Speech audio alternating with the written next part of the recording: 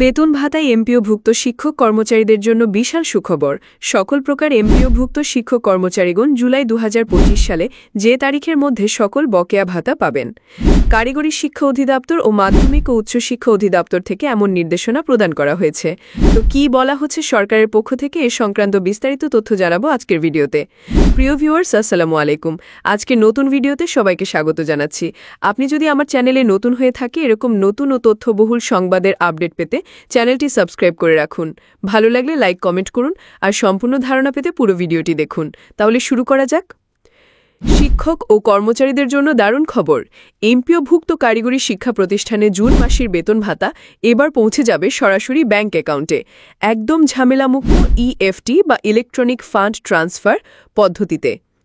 কারিগরি শিক্ষা অধিদপ্তর জানায়, আগামী ১০ জুলাইয়ের মধ্যে technical education management information system TEMIS সফটওয়্যারে প্রয়োজনীয় এমপিও শিট সাবমিট করতে হবে। সময়মতো তথ্য আপলোড না করলে বেতন পেতে দেরি হতে পারে।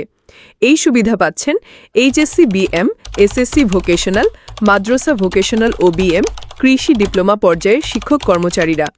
যেসব প্রতিষ্ঠান এখনও ইএফটি তালিকায় অন্তর্ভুক্ত হয়নি তারা আগের নিয়মেই বেতন পাবেন। জুলাই মাস থেকেই সব কারিগরি শিক্ষা প্রতিষ্ঠানকে ইএফটির আওতায় আনার পরিকল্পনা রয়েছে।